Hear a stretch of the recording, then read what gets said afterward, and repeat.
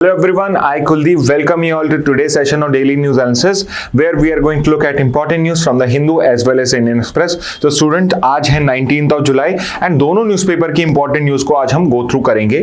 तो पहली न्यूज़ से इनिशिएट करते हैं। तो पहली न्यूज़ जो आपके दोनों ही न्यूज़पेपर में आई है, एक और डिस्क्लेमर जो जिनको ये रहता है कि सर दो न्यूज़पेपर पढ़ने या नहीं पढ़ने, आपके दोनों न्यूज़पेपर में करीब करीब जितनी भी इंपॉर्टेंट न्यूज़ होती है सेम डे कवर हो जाती है। नहीं भी होती किसी दिन में तो एक आगे पीछे हो सकता है, अदरवाइज कवर हो सकती है। तो इन दोनों में से हिंदू या इंडियन एक्सप्रेस में से आप कोई भी एक न्यूज़पेपर पढ़ रहे हैं, that's more than enough for you. तो चलिए आज का सेशन स्टार्ट करते हैं। तो यहां पे जो बड़ी न्यूज आई है वो ये है कि टीआरएफ जिसने अपने आप से खुद से ही यहां पे क्रेडिट ले लिया था, जो बाद में उसने वापस भी ले लिया, कि जो पर्टिकुलर पहलगाम में अटैक हुआ था टूरिस्ट के ऊपर पे वो टीआरएफ ने कंडक्ट कराया था। और यहां पे जो टीआरएफ है जिसको हम पहले से ही एवरीवन नोज दिस कि वो एलईटी का लश्कर तैयबा का ही ऑफशूट ग्रुप है, बिकॉज लश्कर तैयबा के ऊपर में बहुत सारे प्रतिबंध लग गए थे। तो उसने टीआरएफ जो है उसको अब यूएस ने उसको अपने टेरर लिस्ट के अंदर में ऐड कर दिया। अब यहां पे ये टेररिस्ट क्या होता है इसको हम समझने वाले हैं। तो आपका जो यूनाइटेड स्टेट्स है उसने जो वर्ल्ड के अंदर में डिफरेंट टेररिस्ट ऑर्गेनाइजेशंस होती हैं उनको दो स्पेसिफिक लिस्ट के अंदर में लिस्ट डाउन करा हुआ है। तो अगर किसी पर्टिकुलर लिस्ट के अंदर में वो टेररिस्ट ग्रुप आ जाता है तो यूएस वांट्स कि जितनी भी उसकी पार्टनर कंट्रीज हैं उन पर्टिकुलर कंट्रीज के अंदर में उनको कोई सपोर्ट ना मिला जाए। एट द सेम टाइम अगर उनको कोई फंड करता हुआ मिल जाता है, उनको कोई सपोर्ट करता हुआ मिल जाता है यूएस में या यूएस के पार्टनर कंट्रीज में, यूएस उनके अगेंस्ट में सेक्शन ले सकता है। तो यहां पे वी कैन कॉल इट कि जो पिछले एक दो महीने से हम जो यहां पे डिप्लोमेटिक आउटरीच कर रहे थे ऑपरेशन सिंदूर के बाद में, कि यहां पे हम पाकिस्तान को एक्सपोज करना चाहते हैं इन पर्टिकुलर टेररिस्ट ग्रुप को जो अपने आप को एक इंडिपेंडेंट मूवमेंट बनाते हैं या ह्यूमन राइट्स मूवमेंट बताते हैं कश्मीर का, इनको हम एक्सपोज करने की कोशिश कर रहे थे। कहीं ना कहीं ये उसी का ही रिजल्ट है कि यूएस ने इस पर्टिकुलर ग्रुप को भी अपनी टेररिस्ट में एंटर करा है। ओके, तो यहां पे कुछ बेसिक डिटेल्स आपके सामने है कि TRF is a proxy group of Lashkar Taiba. Proxy क्या होता है, मतलब जैसे आप प्रॉक्सी आप अपने फ्रेंड्स के लिए अटेंडेंस दे देते हो कई बार क्लास में कि आप वो प्रेजेंट तो नहीं है बट उसकी जगह पे आप जाके उसके लिए अटेंडेंस मार्क कर रहे हो, तो वही प्रॉक्सी ग्रुप की तरह टीआरएफ था जो एक पाकिस्तान बेस्ड टेररिस्ट ऑर्गेनाइजेशन है। ये टीआरएफ का हमने फॉर्मेशन कब किया था, हमने से मतलब उन्होंने, तो टीआरएफ का फॉर्मेशन हुआ था 2019 के अंदर में जब हमने आर्टिकल 370 को रिमूव करा था जम्मू एंड कश्मीर में। तो 2019 जो है वो एक बहुत इंपॉर्टेंट ईयर था इंडिया की पॉलिटिकल हिस्ट्री में, बिकॉज जम्मू एंड कश्मीर जो आपकी एक पर्टिकुलर स्टेट थी उस स्टेट को हमने यूटी में कन्वर्ट कर दिया था। At the same time article 370 के अंदर में जो उसका एक स्पेशल स्टेटस था, आर्टिकल 370 को भी हमने एब्रोगेट कर दिया, तो को रिमूव कर दिया था। तो अब जम्मू कश्मीर वो just like any other state और यूनियन टेरिटरी, और उस टाइम में यहां पे एक लोकल अपीयरेंस देने के लिए कि जैसे एलईडी तो पाकिस्तान बेस्ड है, टीआरएफ सेड कि हम कश्मीर के ही लोग हैं और हम यहां पे इंडियन गवर्नमेंट को अपोज करने के लिए ये पर्टिकुलर बॉडी क्रिएट कर रहे हैं। बट एवरीवन नोस कि एलईडी का पार्ट है और यहां पे it's a big win for India. Okay, तो पहलगाम अटैक जो अप्रैल 22 को हुआ था जिसके काउंटर में हमने ऑपरेशन सिंदूर लॉन्च किया था, that was the attack that was claimed by TRF, although later on they said कि they were not involved because इसकी मे बी उनके जो हैंडलर्स थे पाकिस्तान के अंदर में they were like कि यहाँ पे शायद बहुत ज्यादा जो पर्टिकुलर लिमिट है वो क्रॉस हो गई है, बिकॉज उसमें जो इनोसेंट सिविलियंस होते हैं एंड टारगेटेडली यहाँ पे एक पर्टिकुलर रिलीजन के लोगों को टारगेट किया गया, और उसमें भी कि वहां पे यूजुअली ज्यादातर सब कपल्स ही थे जो वहां पे अपने टूरिज्म पर्पस के लिए गए थे, और वहां पे उन्होंने चुन चुन के हर किसी विमेन के हस्बैंड को वहां पे टारगेट किया था। तो वो पर्टिकुलर अटैक के बाद, उस ग्रूसम अटैक के बाद में हमने ऑपरेशन सिंदूर लॉन्च किया था।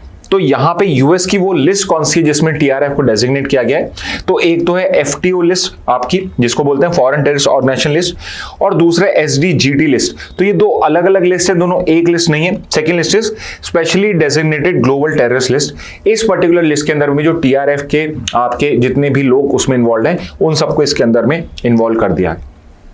अब यहां पे आपको ये समझना है कि जो डेजिग्नेशन हुआ है ये इंडिया के लिए या ग्लोबली इंपॉर्टेंट क्यों है। तो पहली चीज तो ये कि इंडिया का जो स्टैंड है रिगार्डिंग क्रॉस बॉर्डर टेररिज्म, उसको इंटरनेशनल लेजिटिमेसी मिलती है कि जो पर्टिकुलर यहां पे क्रॉस बॉर्डर टेररिज्म करा गया है बाय द टीआरएफ और बाय द पाकिस्तानी हैंडलर्स और ऑर्गेनाइजेशंस, उसको जब एक सेकेंड कंट्री भी रिकॉग्नाइज करती है टेररिस्ट, बिकॉज टीआरएफ जो है ये वर्ल्ड की ऑर्गेनाइजेशन नहीं है जैसे अलकायदा हो गया आपका या आईएसआईएस था एक टाइम पे, उस तरह की ऑर्गेनाइजेशन नहीं, ये सिर्फ और सिर्फ कश्मीर के रीजन के अंदर में एक्टिव है और उसको भी अगर आप इंटरनेशनल टेररिस्ट ऑर्गेनाइजेशन रिकॉग्नाइज कर रहे हो, विच मींस कि यहां पे कोई भी क्रॉस बॉर्डर टेररिज्म जो होगा उसको आप इंटरनेशनल रेजिम से या इंटरनेशनल सैंक्शन रेजिम से आप उसको सेपरेट नहीं कर पाओगे। तो टीआरएफ जो अब ये फाइनेंशियल स्क्रूटनी के अंदर में आ जाएगा, सैंक्शंस आ जाएगा एंड इसके जो इंटरनेशनल ऑपरेशंस है वो भी रिस्ट्रिक्ट हो जाएंगे। And at the same time यहां पे ये एक प्रेसिडेंट सेट कर रहा है, मतलब कि आगे के लिए हमारे लिए एक प्रेसिडेंट बन जाएगा कि अगर कोई टेररिस्ट ऑर्गेनाइजेशन इस तरीके से अपना नाम चेंज करके, जैसे यहाँ पे एलईटी और जेएम जैश ए मोहम्मद, इन्होंने भी अपनी नई नई ऑर्गेनाइजेशंस करी हैं, जैसे जैश ए मोहम्मद ने करा है कश्मीर टाइगर्स करके ऑर्गेनाइजेशंस को यहाँ पे बनाया था बेसिकली टू जो सैंक्शंस लगाए जा रहे जेएम पे वो पर्टिकुलर सैंक्शन कश्मीर टाइगर्स पे ना लगे, या फिर जेएम तो क्या फेस बन जाएगा कि भाई हम तो चैरिटी में इन्वॉल्व हैं, हम कोई टेररिस्ट एक्टिविटी में इन्वॉल्व नहीं है, बट जो पैसा जेएम के पास आ रहा है उसको ट्रांसफर किया जाता है कश्मीर टाइगर के पास और वहां से वो अटैक कर सकते हैं। तो इस तरीके से भी अगर कोई प्रॉक्सी ग्रुप बनाया जाता है तो वो भी सैंक्शन के अंदर में पार्ट बन जाएगा। ठीक है, तो इसलिए ये जो पर्टिकुलर टीआरएफ वाली न्यूज है ये हमारे लिए इंपॉर्टेंट है। नेक्स्ट पे आते हैं जस्टिस यशवंत वर्मा का केस। यहां पे एक इंटरेस्टिंग अपडेट हुआ है। सो पहले अगर मैं आपको बैकग्राउंड दूं, it's on your board also, कि जस्टिस यशवंत वर्मा का केस वैसे तो बहुत सिंपल सा है कि justice Yashwant Varma Delhi high court के सिटिंग जज थे। तो he was out with his family and there were only few people in the family, और उनका जो ऑफिशियल रेसिडेंस है, हाई कोर्ट जज का जो ऑफिशियल रेसिडेंस है, उसके बिल्कुल उसी पर्टिकुलर कंपाउंड में एक स्टोर रूम था। वहां पे बाय सम रीजन आग लग जाती है। आपकी जो फायर ब्रिगेड है वो वहां पे आती है, पुलिस ऑफिसर्स वहां थे फायर को एक्सटिंग्विश करने के लिए, एंड जब वो फायर को एक्सटिंग्विश कर रहे होते हैं, दे फाउंड आउट कि वहां पे अराउंड 10 to 15 करोड़ रुपीस के अमाउंट के 500 के नोट जो थे उस स्टोर रूम के अंदर में भरे हुए हैं। और इस वजह से, क्योंकि इनके वीडियोस बनते हैं तो इस पे इन्वेस्टिगेशन होती है, एंड कहीं ना कहीं यहां पे ये बात सामने आती है कि प्रोबेबली जस्टिस यशवंत वर्मा जो हैं वो जुडिशियल काम के लिए यहां पे शायद करप्शन कर रहे थे, और इस पर्टिकुलर एलिगेशंस के ऊपर पे उनके अगेंस्ट में एक्शन लिया जाता है। तो पहले तो सुप्रीम कोर्ट एक इन हाउस इंक्वायरी करती है, उस इन हाउस इंक्वायरी के बाद में इनको for the time being Allahabad high court, जहां से ये ओरिजिनली बिलोंग करते थे, वहां पे ट्रांसफर कर दिया जाता है, बट उन्हें कोई लीगल वर्क नहीं दिया जाता है। एट द सेम टाइम उनको यहां पे रिकमेंड किया जाता है बाय द चीफ जस्टिस कि आप या तो वॉलंटरी रिटायरमेंट ले लीजिए या फिर आप अपनी जॉब से रिजाइन कर लीजिए। तो जस्टिस यशवंत वर्मा इसको रिजाइन नहीं करते हैं, एंड से कि अगर मैंने रिजाइन कर दिया या मैंने वॉलंटरी रिटायरमेंट लिया, इसका मतलब ये हो जाएगा कि मैंने ये पर्टिकुलर करप्शन किया था, मैंने ये पैसे मैंने ही छुपाए थे। और जस्टिस यशवंत वर्मा कहते हैं कि आई डोंट नो कि ये पैसा अगर वहां था तो कैसे आया, बिकॉज ये जो एरिया है ये मेरे ऑफिशियल रेसिडेंस से बाहर है। But at the same time दूसरी साइड जो पुलिस की इन्वेस्टिगेशन वो ये शो करती है कि ये एक वीवीआईपी जोन है और इसके अंदर में किसी आउटसाइडर का एंटर करना, स्पेसिफिकली एक हाई कोर्ट जज के कंपाउंड में स्टोर रूम में एंटर करके इस तरीके से पैसे को चोरी करना या छुपाना पॉसिबल नहीं है। तो पुलिस का यहां पे ये आया कि इट इज नॉट पॉसिबल कि जस्टिस यशवंत वर्मा या उनके जो लोग हैं काम करने वाले, उनके नो के बिना, उनके जाने बिना यहां पे ये पता हो या यहां पे ये करा जा सके कि कोई पर्टिकुलर पर्सन, कोई आउटसाइडर यहां पे पैसा छुपा सके और इस तरीके से करोड़ों रुपए का यहां पे वो ब्लैक मनी जो है उसको इकट्ठा कर सकता है। तो इस बेसिस पे जो चीफ जस्टिस ने, बिकॉज उन्होंने यहां पे रिजाइन नहीं किया, उन्होंने ये रिकमेंडेशन प्राइम मिनिस्टर को फॉरवर्ड कर दी, और अब यहां पे जो प्राइम मिनिस्टर है और प्रेसिडेंट है उन्होंने इसको फॉरवर्ड कर दिया पार्लियामेंट को। तो अब पार्लियामेंट जो है, जिसके पास में सुप्रीम कोर्ट और हाई कोर्ट जजेस को इंपीच करने की पावर है, वहां पे इनके अगेंस्ट में इंपीचमेंट मोशन जो है वो यहां पे पेश करा हुआ है। तो पॉसिबली जो नेक्स्ट मॉनसून सेशन है, उस पर्टिकुलर मॉनसून सेशन के अंदर में जस्टिस यशवंत वर्मा के अगेंस्ट में जो एलिगेशंस है उसके बेसिस पे इन्वेस्टिगेशन करी जाएगी by the parliament, and accordingly उनके अगेंस्ट में एक्शन लिया जा सकता है। तो ये तो है उसका पर्टिकुलर क्रक्स। अब यहां पे अपडेट ये आया है कि जस्टिस वर्मा, जिनके अगेंस्ट में एलिगेशन है, उन्होंने कोर्ट में केस फाइल करा है सुप्रीम कोर्ट के अंदर में कि जो ये इन हाउस इंक्वायरी जो सुप्रीम कोर्ट ने करी थी, ये एक अनकॉन्स्टिट्यूशनल एक्सरसाइज है, सिंपली बिकॉज यहां पे जजेस के अगेंस्ट में इस तरह से इंक्वायरी करने की पावर, उनको रिमूव करने की पावर, इस तरह का कोई एक्शन लेने की पावर जो है वो सिर्फ और सिर्फ पार्लियामेंट के पास में है under article 124 for supreme court and 218 for your high court जजेस। एंड इसका जो पूरा प्रोसेस है वो जजेस इंक्वायरी एक्ट 68 के अंदर में है, विच मींस कि जब सुप्रीम कोर्ट इस तरीके से इन हाउस इंक्वायरी करता है तो वो कहीं ना कहीं आपके कॉन्स्टिट्यूशनल नॉर्म्स को यहां पे ब्रीच करता है। ठीक है। दूसरा उन्होंने बोला कि जो इन हाउस इंक्वायरी ही, उसमें इनको कोई भी पर्सनल हेयरिंग नहीं मिली गई, यानी कि प्रिंसिपल ऑफ नेचुरल जस्टिस, इसमें right to be heard audi alteram partem का रूल होता है, उसका यहां पे ब्रीच हो गया। तो उस बेसिस पे भी यहां पे कोई भी आपकी इन हाउस इंक्वायरी वैलिड नहीं होती है, तो उन्होंने उस बेसिस पे जो भी एक्शन लिया है वो इनवैलिड है। एंड थर्ड इज, ना तो कोई फॉर्मल कंप्लेन कहीं पे फाइल हुई है पुलिस को, ना कोई नोट्स का सीजर करा गया है, और ना ही कोई पंचनामा फाइल करा गया रिगार्डिंग डिस्कवरी ऑफ केस। पंचनामा होता है कि जिन लोगों ने यहां पे क्लेम करा कि हमें यहां पे ऐसे पूरा वैड ऑफ नोट्स मिला था, मतलब इतना सारा आपको बंडल्स ऑफ नोट्स मिले थे, तो यहां पे किसी ने भी इसको ऑन ऑफिशियल रिकॉर्ड कहीं पे रिकॉर्ड नहीं करा है, तो किस बेसिस पे यहां पे आप ये एक्शन मेरे अगेंस्ट में ले सकते हो। तो ये उनके आर्ग्यूमेंट्स है। तो you have to understand this कि जो पार्लियामेंट का इंपीचमेंट का प्रोसेस है वो उसका इस पर्टिकुलर केस से जस्टिस वर्मा के आर्ग्यूमेंट से कोई लेना देना नहीं है।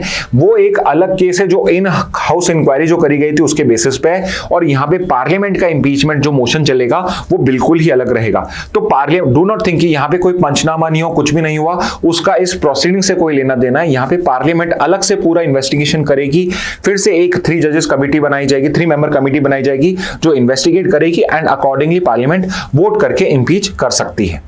ओके, तो पहले हम देखें इन हाउस इंक्वायरी जो हम सुन रहे हैं इसकी प्रोसीडिंग्स कहां से आती है। तो ये सुप्रीम कोर्ट ने 1997 के अंदर में एक रिव्यू केस के अंदर में, रिव्यू ऑफ की वीरा स्वामी जजमेंट के अंदर में करा गया था। और सेकंड इज कि इनका एक डॉक्यूमेंट है, तो ये जो आपको दिख रहा है restatement of values of judicial life, ये जो पर्टिकुलर केस है इसी के अंदर में आपके जुडिशरी ने सुप्रीम कोर्ट, हाई कोर्ट जजेस के क्या कोड ऑफ कंडक्ट होने चाहिए उनको ले डाउन करा हुआ है। अगेन आपको ज्यादा डिटेल में जाने की जरूरत नहीं, जस्ट नो कि आपका कोड ऑफ कंडक्ट जो जुडिशरी ने खुद ने अपने लिए बनाया था वो कहां से आता है। ठीक है, तो ये इन हाउस इंक्वायरी जो प्रोसेस है ये भी उसी में से ही आपका निकल के आया है। वेरी इंपॉर्टेंटली, ये कोई स्टैट्यूटरी प्रोसेस नहीं है, मतलब किसी एक्ट के अंदर में, रूल्स के अंदर में प्रोवाइडेड नहीं है। ये एक इंटरनल डिसिप्लिनरी मैकेनिज्म है जिसके अंदर में जो सुप्रीम कोर्ट के जजेस हैं वो सुप्रीम कोर्ट में और हाई कोर्ट के अंदर में डिसिप्लिन मेंटेन करने की कोशिश करते हैं। यूजुअली अगर कोई मिसकंडक्ट की एलिगेशन होती है अगेंस्ट अ सिटिंग जज, उस पर्टिकुलर केस के अंदर में यहाँ पे ये पर्टिकुलर जो इन हाउस इंक्वायरी होती है वो करा जाता है, एंड यूजुअली उसमें जो एक्शन लिया जाता है वो होता है कि आपको आपका जो पर्टिकुलर, अगर आप हाई कोर्ट में तो आपको वहां से ट्रांसफर कर दिया जाता है, और अगर थोड़ा सा सीरियस होता है तो दे माइट आस्क यू कि आप खुद से रिजाइन कर लीजिए या फिर आप रिटायरमेंट ले सकते हैं। प्रोसेस क्या होता है, तो अभी जो सुप्रीम कोर्ट ने इन हाउस इंक्वायरी करी उसका ये प्रोसेस है। Initial scrutiny by chief justice of India, simple scrutiny होती है। If necessary a committee of 3 senior जजेस कॉन्स्टिट्यूटेड, कमिटी एविडेंस को एग्जामिन करता है, सबमिट करता है report to the CJI, and based on the findings CJI जो होता है वो एडवाइस करता है जजेस को कि उनको क्या करना चाहिए। तो this is the process involve जो जस्टिस यशवंत वर्मा के केस में भी यहां पे करा गया था। इसमें जब ये स्क्रूटनी होती है सीजीआई से, तो जस्टिस वर्मा जो थे, बिकॉज वो दिल्ली हाई कोर्ट से थे, तो इस पर्टिकुलर कमेटी ऑफ 3 सीनियर जजेस के अंदर में जो chief justice of Delhi high court है, he was also involve. Okay, but आपके लिए प्रोसेस मोर देन इनफ है। कॉन्स्टिट्यूशनल प्रोविजन कौन से हैं, तो 124 है, 218 है आपका, जिसके अंदर में प्रोसेस गिवन है। उसको अगर स्टेप बाय स्टेप देखा जाए तो वो आपके जजेस इंक्वायरी एक्ट एंड जजेस इंक्वायरी रूल जो 68 और 69 में आते हैं, तो this act is important for you. ये एक्ट आपको पता होना चाहिए और ये आपको रूल्स पता होने चाहिए कि कैसे होता है। तो जब हम 124, 218 पढ़ते हैं तो उसके अंदर में सिर्फ ऐसे लिखा हुआ है कि अगर किसी जज को रिमूव करना है तो वो बेसिकली प्रेसिडेंट के ऑर्डर से रिमूव होगा, जो अपॉइंटिंग अथॉरिटी होती है वो ही रिमूव करती है, बट उससे पहले पार्लियामेंट को यहां वोट करना पड़ेगा, और अगर पार्लियामेंट रिकमेंड करती है प्रेसिडेंट को तो ही वो करा जा सकता है। और it's not easy to remove a particular जज of supreme court, high court, because उसमें जो दोनों आपके हाउसेज हैं, लोकसभा राज्यसभा, दोनों अलग बैठ के वोट करती हैं और वहां पे स्पेशल मेजोरिटी चाहिए होती है। अब स्पेशल मेजोरिटी क्या है यहाँ पे? तो यहाँ पे जो स्पेशल मेजोरिटी कई तरह की हो सकती है। यहाँ पे जो स्पेशल मेजोरिटी है वो है आपकी कि टोटल मेंबर जो हैं उसका 50% आपका एटलीस्ट वोट मिलना चाहिए लोकसभा राज्यसभा में, एंड प्लस उन पर्टिकुलर मेंबर्स में से उस दिन जितने प्रेजेंट हैं और प्रेजेंट में से जितने वोट कर रहे हैं उनके 2/3। ठीक है, तो आप इस तरीके से समझिए स्पेशल मेजॉरिटी अगर मुझे लोकसभा में चाहिए तो अगर किसी दिन पे लेट से अगर 300 एमपीज आए हैं, ओके, और 300 में से लेट से कि 240 ने वोट करा है, ओके, तो ये तो है प्रेजेंट, लेकिन इनमें से वोटिंग कितनों ने करी है? लेट्स से 60 ने यहां पे वोट नहीं डाला तो 240 ने वोट करा है, तो मुझे 2/3 ऑफ 240 यानी करीब हो गया आपके 160 वोट्स एटलीस्ट होने चाहिए। और प्लस स्पेशल वोटिंग में एक कंडीशन ये है, दूसरी स्पेशल मेजॉरिटी की क्या होती है कि जो टोटल स्ट्रेंथ है आपकी हाउस की, जो स्ट्रेंथ है, तो आपके लोकसभा की स्ट्रेंथ है 543 और 543 के 50% यानी एटलीस्ट हाफ हो गए आपके, इतनी मिनिमम भी होनी चाहिए। तो 543 का अगर मैं हाफ करता हूं तो अराउंड आपका ये आ जाएगा 54,271। तो एटलीस्ट आप मान के चलिए कि 271 प्लस वोट्स होंगे तो ही वो हो सकता है। तो एक कंडीशन तो 160 वोट्स की है और एक 271 की, यानी कि आप ये मान के चलिए कि मुझे मिनिमम ऑफ 270, बिकॉज इन दोनों में हायर ही है, तो मिनिमम 271 आपके एटलीस्ट वोट होने चाहिए, तो ही आप किसी पर्टिकुलर जज को यहां पे रिकमेंड कर सकते हो पार्लियामेंट प्रेसिडेंट को किसको रिमूव करा जाए। एंड आपका कॉन्स्टिट्यूशन है वो हमें बताता है कि एक सुप्रीम कोर्ट, हाई कोर्ट जज को रिमूव करने के ग्राउंड्स क्या हो सकते हैं। तो दो ही ग्राउंड है, एक प्रूवन मिसबिहेवियर है और दूसरा है इनकैपेसिटी, जो फिजिकल भी हो सकती है और मेंटल भी हो सकती है। प्रोसीजर जो है वो यहां पे गिवन है जजेस इंक्वायरी एक्ट के अंदर में, जो कहता है कि अगर कोई पर्टिकुलर जज को रिमूव करना है तो उसके लिए मोशन इंट्रोड्यूस करना पड़ेगा। तो लोकसभा में वो मोशन 100 एमपीज के सिग्नेचर से हो सकता है और राज्यसभा में मिनिमम ऑफ 50 मेंबर्स अगर एग्री करते हैं तो मोशन इनिशिएट होगा। इसके बाद में एक इंक्वायरी कमेटी बनाई जाएगी जिस भी हाउस में, तो अगर लोकसभा से इनिशिएट हुआ तो लोकसभा में कमेटी होगी, राज्यसभा से इनिशिएट हुआ तो यहां पे होगी। ये पर्टिकुलर जो भी कमेटी होगी ये इंक्वायरी करेगी, इन्वेस्टिगेट करेगी और अपनी रिपोर्ट उस पर्टिकुलर हाउस को सबमिट कर देगी। फिर इस पर्टिकुलर बेसिस पे उस हाउस में वोट करा जाएगा, फिर ये मोशन दूसरे हाउस में जाएगा, वहां पे वोट करा जाएगा और अगर दोनों हाउसेस में ये मोशन पास हो जाता है तो प्रेसिडेंट को एड्रेस जो है वो पार्लियामेंट सेंड कर देगी, जिस बेसिस पे प्रेसिडेंट इंपीच करने के लिए, उनको रिमूव करने के लिए ऑर्डर पास कर देगा। तो इस बेसिस पे आपका होता है। इसके अलावा 4 केसेस हैं आपके जुडिशियल इंपीचमेंट के, बट सुन लीजिए पहले पूरी बात। आज तक इंडिया में किसी भी जज को रिमूव नहीं करा गया। नो जज has ever been impeached. No जज हैज एवर बीन इम्पीच्ड। आज तक किसी भी जज को इम्पीच नहीं किया गया, but these are the cases जिसमें आज से पहले इम्पीचमेंट की जो प्रोसीजर है उसको इनिशिएट करी गई थी, जिसमें सबसे इंपॉर्टेंट जो सबसे पहले हुई थी वो थी जो है जस्टिस वी रामास्वामी की 1993 की। तो ही वॉज द फर्स्ट जज जिनके अगेंस्ट में कोई भी इम्पीचमेंट मोशन यहां पे इंट्रोड्यूस किया गया था, बट लोकसभा में ये मोशन जो था वो फेल हो गया था। फिर जस्टिस सुमित्रा सेन का आता है, राज्यसभा ने इनका मोशन पास भी कर दिया था, बट लोकसभा में पास होने से पहले इन्होंने रिजाइन कर दिया था। Third is your justice PD Dinakaran, इन्होंने भी रिजाइन कर दिया था बिफोर इनका कोई प्रोसीजर हो पाए। फोर्थ इज जस्टिस CS करनान, इस पर्टिकुलर केस के अंदर में कंटेम्प्ट ऑफ कोर्ट में जेल भेजा गया था, बट कोई मोशन जो था वो इनिशिएट नहीं हो पाया था। तो 4 ऐसे केसेस हैं previous cases of judicial impeachment, but चारों ही केसेस में कभी भी मोशन जो है वो सक्सेसफुल नहीं हुआ था। नेक्स्ट पे आते हैं, नेक्स्ट न्यूज। तो आप देखिए आज का जो फर्स्ट पेज ही है दोनों न्यूज़पेपर का, दोनों में ये न्यूज़ेस कवर्स हुई हैं, तीनों की तीनों। अभी सिर्फ फर्स्ट पेज की न्यूज चल रही है, बिकॉज कई बार हो जाता है कि फर्स्ट पेज के ऊपर पे ही सारी इंपॉर्टेंट न्यूज आपकी हो। तो यहाँ पे EU ने, यूरोपियन यूनियन ने सैंक्शंस लगाए गुजरात की एक रिफाइनरी पे। नयनरा करके कंपनी है, आपने इसके पेट्रोल पंप्स भी देखे होंगे। तो ये गुजरात के अंदर में एक रिफाइनरी है और इसकी रिफाइनरी के ऊपर पे यूरोपियन यूनियन ने सैंक्शंस पुट अप करे हैं बिकॉज रशिया का ये क्रूड ऑयल बाय करता है। तो यहाँ पे जो ये नयनरा करके कंपनी है, ये एक जॉइंट वेंचर है of Essar oil and your Russian company Rosneft. तो रोसनॉफ्ट करके एक बहुत बड़ा क्रूड प्लेयर है, आपका क्रूड ऑयल का एक्सपोर्टर है, रशिया की कंपनी है, और वो 49% इस कंपनी में स्टेक रखता है। तो उस पर्टिकुलर रिफाइनरी के ऊपर पे ईयू ने सैंक्शंस इंपोज करे हैं। ओके, तो इंटरनेशनल सैंक्शंस क्या होते हैं? सैंक्शंस आर बेसिकली कि हमने कुछ मेजर्स पुट अप कर दिए कि हमारी जो कंपनीज हैं, जैसे ईयू की जो कंपनीज हैं, अगर सैंक्शंस लगा दिए गए तो वो इस कंपनी के साथ में कोई भी ट्रेड नहीं कर सकते हैं। ठीक है, तो इस तरीके से कोई भी मेजर्स इंपोज करा जा सकते हैं। ये इकोनॉमिक हो सकते हैं, डिप्लोमेटिक हो सकते हैं, मिलिट्री हो सकते हैं। यहाँ पे इकोनॉमिक मेजर्स लगाए गए हैं और किसी को भी यहाँ टारगेट किया जा सकता है। बट मैं आपको किस चीज पे फोकस कराना चाहता हूं, बिकॉज न्यूज तो बस इतनी सी है कि नयनरा या कंपनी है जिसके ऊपर पे इस तरीके से सैंक्शंस पुट अप करे गए। नयनरा कह रहा हूं मैं, नयारा एनर्जी नाम है इसका, मैं लिख देता हूं आपके लिए।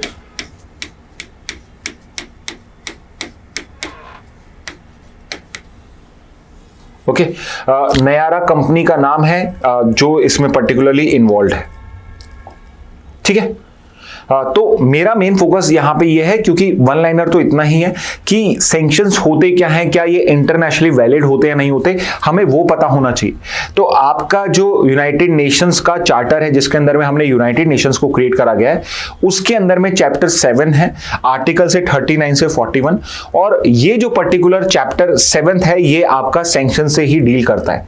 तो अंडर इंटरनेशनल लॉ सिर्फ एक ये यूनाइटेड नेशन का चार्टर है जहां पे सैंक्शंस की बात करी गई है, और under this particular charter there is only one authority जिसके पास में सैंक्शंस करने की पावर है, और वो अथॉरिटी है आपके यूनाइटेड नेशन सिक्योरिटी काउंसिल और यूएनएससी के पास में।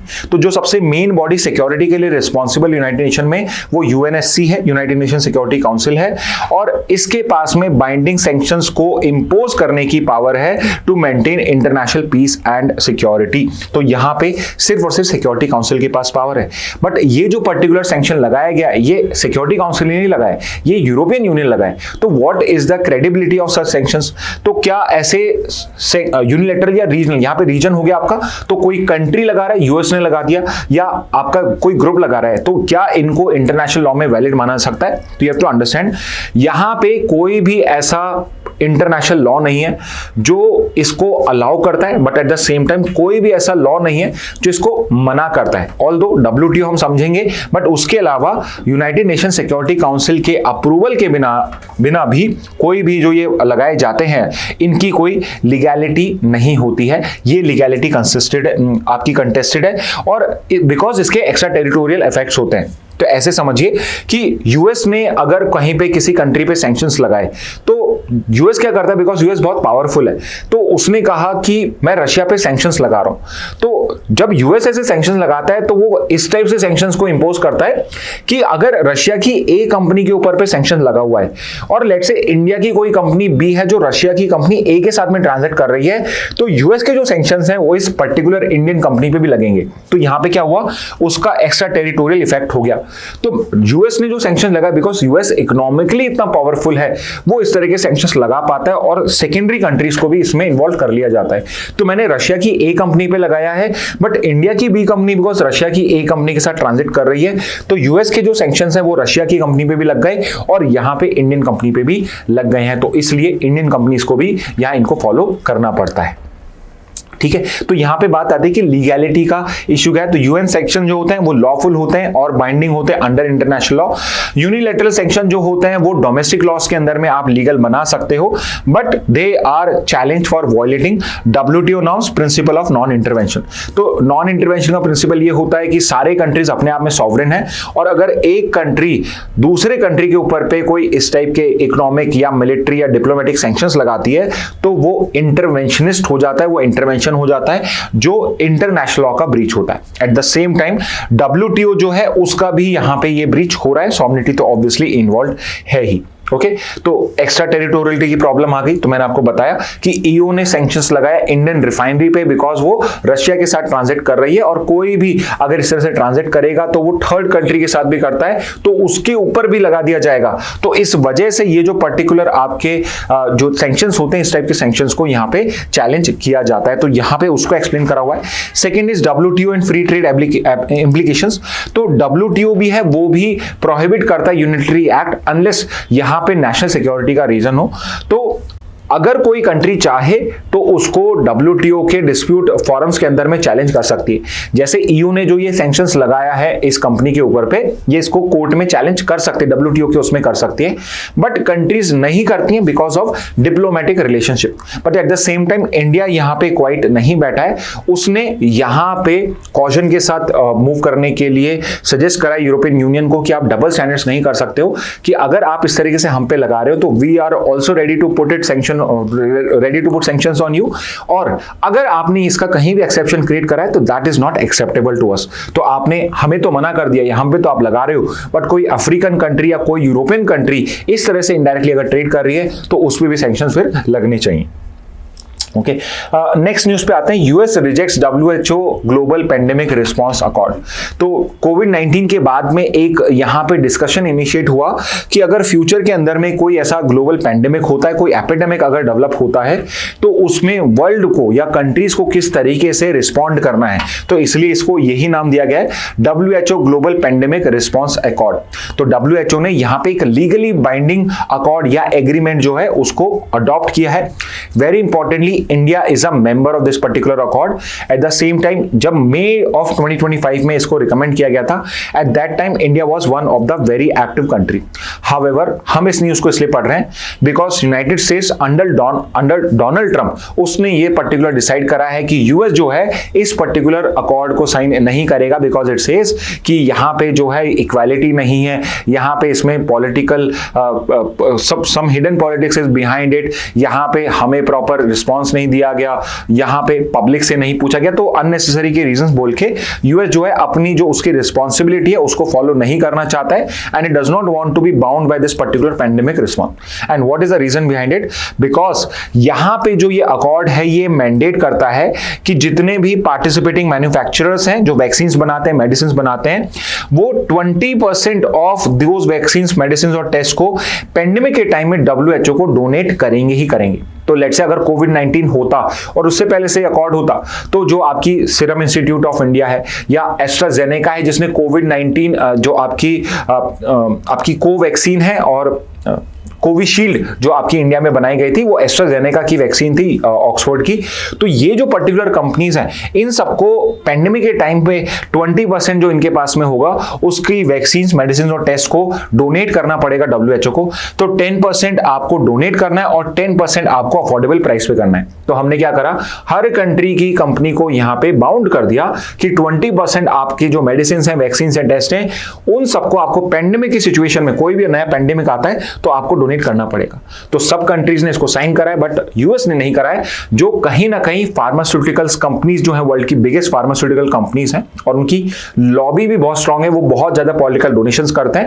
तो जो पर्टिकुलर वहां के पॉलिटिशियंस है they are just slaves to those particular companies also. तो उन्होंने डिसाइड करा है कि हम इसका पार्ट नहीं बनेंगे, तो they do not have to contribute anything to the WHO। और यहां पे WHO को पेंडेमिक डिक्लेयर करने की भी पावर प्रोवाइड कर दी गई है। तो इसको भी, यूएस को इससे भी थोड़ी इश्यूज है।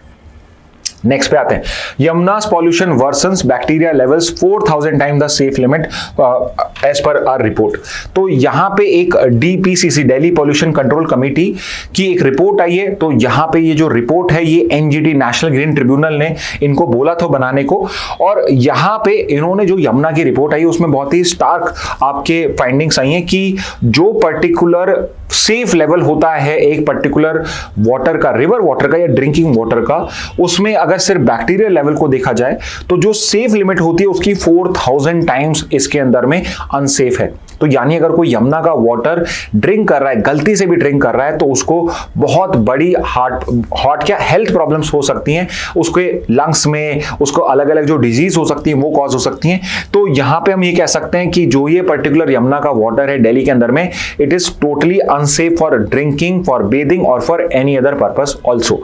तो अभी बिकॉज ऑफ रेन्स दिल्ली के अंदर में एयर पॉल्यूशन तो थोड़ा सा ईज आउट हुआ है, बट वाटर पॉल्यूशन जो है वो अपने एक्सट्रीम लेवल के ऊपर पे है, और ये रिपोर्ट उसी को ही यहां पे प्रूव करती है। तो डीपीसीसी की ये पर्टिकुलर रिपोर्ट है जिसमें यमुना की जो पर्टिकुलर हालत है उसके ऊपर पे ये रिपोर्ट पब्लिश करेगी वाटर क्वालिटी के ऊपर पे।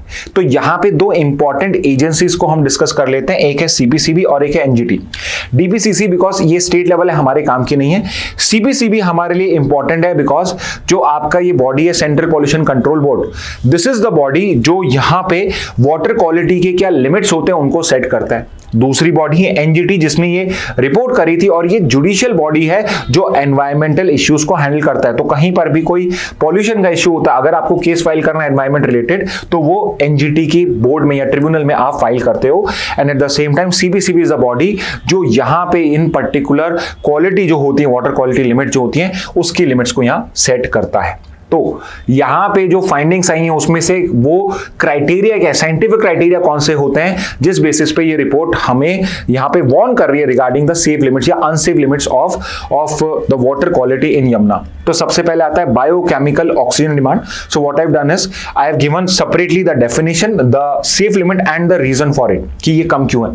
तो डेफिनेशन क्या है, as the name suggest biochemical oxygen demand, तो it basically is the amount of oxygen required to decompose organic matter in water।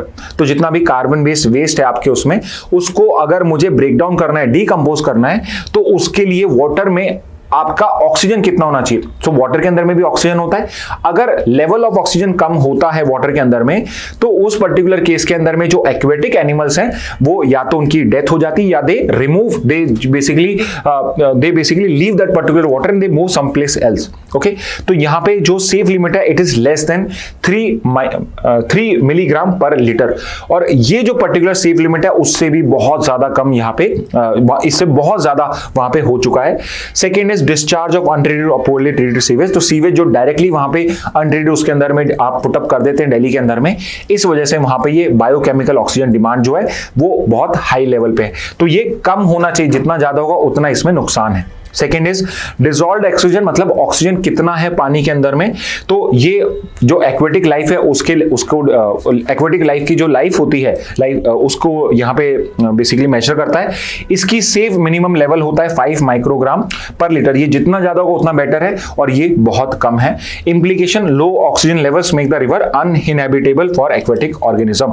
फिर fecal coliform contamination, so basically जो आपका सीवरेज होता है उसके अंदर में, बिकॉज फीकल कंपोस्ट ये सब भी वेस्ट भी रहता है, तो वो भी लेवल जो है सेफ लिमिट जो है 2500 की, इसको भी मेनी टाइम्स यहां पे ये कर चुका है। तो इसलिए प्रेजेंस ऑफ बैक्टीरिया जो है वो बहुत हाई लेवल पे 4000 टाइम्स है आपका। और यहां पे आपको अलग अलग बताए हुए हैं कि डिफरेंट एरियाज में जहां से सैंपल लिया गया है वहां पे क्या क्या लेवल है। तो मेजॉरिटी अगर आप देखते हो जो मेन आपका दिल्ली है वहां पे तो डिसॉल्व्ड ऑक्सीजन नील आया है, और मिनिमम रिक्वायरमेंट होता है 5 मिलीग्राम पर लीटर की, यानी इसमें एक्वेटिक लाइफ सर्वाइव ही नहीं कर सकता, इन किसी भी जगहों पे सर्वाइव ही नहीं कर सकता है। ये जो वाटर है this is unfit for drinking, this is unfit for any human और एनिमल कंजम्पशन ऑल्सो। ओके, तो ये न्यूज आया था, आई थॉट इसको भी हमें कवर करना चाहिए। नेक्स्ट पे आते हैं, सुप्रीम कोर्ट का एक जजमेंट आया रिगार्डिंग एनिमल लवर्स जिनको स्ट्रे डॉग्स को फीड करना पसंद होता है। तो यहां पे सुप्रीम कोर्ट का अगर मैं क्रक्स बता दूं तो वो यही है कि हमें एनिमल लाइफ में और ह्यूमन लाइफ में इन सब में एक बैलेंस बनाने की जरूरत है। Yes, it is good if you want to feed the stray dogs, but ये जो पर्टिकुलर फीडिंग है ये आपको लिमिट करनी पड़ेगी to only to the restricted area जहां पे वो करा जा सकता है। आप कॉमन एरियाज में इस तरह से फीड नहीं कर सकते हो, बिकॉज लेटर ऑन यहाँ पे एनिमल बाइट या डॉग बाइट के जो केसेस है वो इंक्रीज होते हैं, और उससे बहुत सारे लोगों की लाइफ को इश्यूज होते हैं। तो यहाँ पे सुप्रीम कोर्ट ने बोला है कि अगर स्ट्रे डॉग्स को आपको करना है तो आप अपने खुद के घर में करिए, या फिर जो अगर आपके लिए एक पर्टिकुलर सेट आपको एरिया दिया हुआ है फीड करने के लिए, तो वहां पे आप इस तरीके से कर सकते हैं। तो एक नोएडा की रेसिडेंट है, उन्होंने यहाँ पे ये केस फाइल करा था। पहले उन्होंने हाई कोर्ट में करा, फिर उसके बाद में सुप्रीम कोर्ट में करा, हाई कोर्ट कोर्ट ने भी डिसमिस कर दिया। सुप्रीम कोर्ट ने भी यहां पे बोला कि आप हाउसिंग सोसाइटी का जो कॉमन एरिया उसमें स्ट्रे डॉग्स को फीड नहीं कर सकते हैं, जो स्पेसिफिक एरियाज होते हैं वहां पर ही आप इसको फेस कर सकते हैं। तो यहां पे जो डाइकोटमी आ जाती है वो आ जाती है among community animals versus stray dogs. तो जो कम्युनिटी एनिमल्स होते हैं उसमें और स्ट्रे डॉग्स में हमें डिफरेंशिएट करने की जरूरत होती है। तो ये जो कम्युनिटी एनिमल्स होते हैं these are not ownerless intruders, they are territorial beings and part of the local ecosystem. तो लेट्स से आपने देखा होगा कि किसी पर्टिकुलर सोसाइटी में या कॉलोनी के अंदर में कुछ पर्टिकुलर डॉग्स जो होते हैं वो रहते हैं, एवरीवन लाइक्स देम आल्सो, उनको फीड भी करा जाता है वो सब। तो उनमें और स्ट्रे डॉग्स के अंदर में हमें डिफरेंशिएट करने की जरूरत है। तो ये एबीसी रूल्स उसके अंदर में डिफरेंशिएट करते हैं। तो एबीसी रूल जो है उसके अंदर में जो रूल 20 है वहां पे एक स्पेसिफिकली प्रोविजन भी दिया हुआ है कि कम्युनिटी एनिमल जो होते हैं उनको आप फीड कर सकते हो। हाउएवर यहां पे जो रेसिडेंट वेलफेयर एसोसिएशन होती है, लोकल बॉडीज होती हैं, उनको ये ड्यूटी है कि उन्हें फीडिंग स्पॉट जो होते हैं उनको अरेंज करना पड़ेगा सो दैट जो रेसिडेंट्स है वहां पे इनको वहां पे जाके उनको फीड कर सकें। दूसरा है feeding must not happen in high footfall areas. तो लेट्स से कि अगर कहीं पे लोगों का मूवमेंट ज्यादा है, तो जैसे स्टेयरकेस हो गया या बच्चों का प्ले जोन हो गया या बिल्डिंग के एंट्रेंस है, वहां पे आप फीडिंग जोन्स नहीं बना सकते हो। इट शुड बी समवेयर जहां पे एनिमल ह्यूमन कॉन्टैक्ट जो है वो कम से कम हो सके, बिकॉज उस पर्टिकुलर केस में एनिमल बाइट के हो जाते हैं। और दूसरा रूल रिक्वायर्ड क्या है, क्लीन और लिटर फ्री फीडिंग जोन्स होने चाहिए, फीडिंग फिक्स टाइम पे होनी चाहिए, not at all the time. Judicial precedent क्या है इसका, तो अभी 23 का है कि RWA societies can not ban और penalize individuals for feeding community dogs.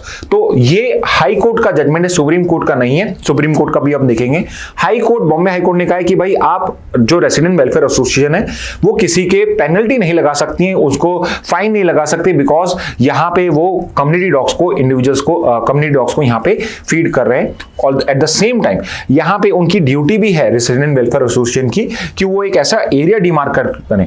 But at the same time ये जो इंडिविजुअल्स हैं जो ये फीड कर रहे हैं, इनके ऊपर भी ड्यूटी है कि ये कॉमन एरियाज की तरह में इस तरीके से कहीं पे भी फीड ना करें। सुप्रीम कोर्ट का ऑर्डर क्या है यहाँ पे, सुप्रीम कोर्ट का ऑर्डर है कि भाई कंपैशन फॉर एनिमल्स और पब्लिक सेफ्टी को बैलेंस करने की रिक्वायरमेंट है। तो अगर किसी को फीड करना है तो ये विद इन होम्स में करा जाए या डेजिग्नेटेड स्पॉट्स पे करा जाए, कॉमन एरिया के अंदर में it would not be allowed, simply because कि यहाँ पे जो ह्यूमन को डेंजर है वो भी इंक्रीज होता है। Kerala is a very good example, जहां पे स्ट्रे डॉग्स जो हैं उनसे जो एनिमल बाइट या आपके डॉग बाइट के इंसिडेंट्स हैं उससे बहुत ज्यादा रेबीज के केस इंक्रीज हुए हैं। Many a times there has been loss of life also simply because a child was attacked by a pack of stray dogs also. तो यहाँ पे हमें उनके लिए कंपैशन भी रिक्वायर्ड है, but at the same time हम ह्यूमन लाइफ को यहाँ इग्नोर नहीं कर सकते हैं। तो एक बैलेंस बनाइए, that is the basically the judgment of this particular case. Next पे आते हैं saving lines in the deep. तो अभी आईएनएस निस्तार जो है इसको हमने कमीशन करा है, दोनों न्यूज़पेपर में ही आपकी न्यूज आई है। तो जस्ट नो अबाउट आईएनएस निस्तार, तो ये वन लाइनर की न्यूज हो जाती है आपके, डायरेक्ट क्वेश्चन आएगा तो एलेट में क्लैट में। तो यहां पे हमने आईएनएस निस्तार जो आपकी एक डाइविंग सपोर्ट वेसल है, तो ये क्या होती है, तो डाइविंग सपोर्ट वेसल्स वो पर्टिकुलर वेसल्स को बोला जाता है कि अगर कोई पर्टिकुलर सबमरीन है वो लेट्स से अगर किसी पर्टिकुलर डिस्ट्रेस के अंदर में है तो वहां पे ये उन पर्टिकुलर डाइवर्स को या उन पर्टिकुलर सबमरीन्स को रेस्क्यू करने के लिए हमने बनाई है। तो इससे पहले हम जो बाकी की कंट्रीज थे उनसे इस चीज को लीज पे लेते थे, बट अब हमने खुद की डेवलप कर लिए। तो हिंदुस्तान शिपयार्ड लिमिटेड जो है, जो आपकी शिपिंग कंपनी है, उसने इसको मेक इन इंडिया इनिशिएटिव के अंदर में बनाया है। विशाखापट्टनम के अंदर में हमने इसको कमीशन कर लिया है। सिर्फ एक नहीं, दो बनाने वाले हम, और दोनों बन चुकी हैं। आपकी कमीशन होना मतलब सर्विस में लाने की देरी है। तो एक तो आपकी आईएनएस निस्तार है और दूसरी आईएनएस निपुण। आईएनएस निपुण आपकी दूसरी है, तो ये भी आपकी बहुत जल्दी आपकी इनकॉर्पोरेट कर दी जाएगी। तो उसके बाद India would become one of the few countries जिसके पास में इस टाइप से डाइविंग रेस्क्यू करने, डाइवर्स को रेस्क्यू करने के लिए आपकी पर्टिकुलर खुद की इस टाइप की वेसल है। ओके, तो इनको बोला जाता है डीप सबमर्जेंस रेस्क्यू व्हीकल्स। तो ये मदर शिप्स होती है, मेन शिप्स होती है जिसके थ्रू आप सबमरीन्स को या कोई और इस टाइप का जो डीप सी करते हुए कोई भी आपका सबमरीन है उसको रेस्क्यू करने के लिए, लोगों को रेस्क्यू करने के लिए ये आप कर सकते हो। तो ऐसी 12 कंट्रीज है, India is also one of those now जिसके पास में ये पर्टिकुलर आपकी है। दो है, एक विशाखापट्टनम में करी जाएगी, तो इससे हम ईस्टर्न सी बोर्ड को रेस्क्यू कर सकते हैं। आईएनएस निपुण जो है मुंबई में होगा, यानी वेस्टर्न सी बोर्ड के लिए, तो वेस्ट साइड के लिए आईएनएस निपुण रहेगा और उस साइड के लिए आईएनएस निस्तार रहेगा आपका। ओके इंडियन एक्सप्रेस की एक और न्यूज देखते हैं। इंपॉर्टेंट लीगल न्यूज है आपके लिए। Marriage doesn't grant automatic access to private info, high court dismisses pleas seeking wife's call records. तो इस बार का जो आपका MIT है, मोस्ट इंपॉर्टेंट टॉपिक वाला जो टॉपिक हमने कवर करा है, आज ही आपका शायद अपलोड हो जाएगा वो, तो उसके अंदर में अभी एक जजमेंट आया सुप्रीम कोर्ट का और वो डील करता है डाइवोर्स के केसेस से। और उसके अंदर में ये हेल्ड डाउन करा गया है कि अगर कोई पर्टिकुलर सीक्रेट रिकॉर्डिंग है, यानी कि कोई फोन कॉल आपने कन्वर्सेशन हस्बैंड वाइफ की रिकॉर्डेड है और वो सीक्रेट है, मतलब कि जिसकी रिकॉर्ड करी गई है उसको इसके बारे में कोई इंफॉर्मेशन नहीं, उसके बिना कंसेंट के उसको रिकॉर्ड किया गया था। तो एक डाइवोर्स के केस के अंदर में अगर जो ग्राउंड आपने यहां पे क्लेम करा है, जैसे उस केस के अंदर क्रूएलिटी केस था, तो क्रूएलिटी को प्रूव करने के लिए आप उस सीक्रेट कन्वर्सेशन को एज एन एविडेंस एडमिट करवा सकते हैं। यानी कि जो सीक्रेट कन्वर्सेशन है जो आपने छुप के रिकॉर्ड करी है उसको भी आप कोर्ट के अंदर में पेश कर सकते हैं। ठीक है, तो मैंने वहां पे आपको ये चीज क्लैरिफाई भी करी थी कि जो आपका भारतीय साक्ष्य अधिनियम है उसमें ये एक स्पेसिफिक एक्सेप्शन है कि जब हस्बैंड वाइफ का ही केस होता है, डाइवोर्स का जैसे मान लो केस है, उसमें स्पेसिफिक ग्राउंड के लिए अगर वो लीगली रेलिवेंट है, लीगली वेरीफाइड है, तो आप उसको कोर्ट के अंदर में पेश कर सकते हो। ठीक है, तो यहां पे उसी के अगेंस्ट में, नॉट अगेंस्ट में, बट उसकी दूसरी साइड शो करने के लिए भी एक और जजमेंट हमारे सामने में छत्तीसगढ़ हाई कोर्ट का जजमेंट है। और यहां भी क्लैरिफाई करा गया है कि जस्ट बिकॉज दो लोगों की मैरिज है तो इस वजह से जो प्राइवेट इंफॉर्मेशन है दूसरे पर्सन की, उसका एक्सेस ऑटोमेटिकली आपको नहीं मिलता है। तो यहां पे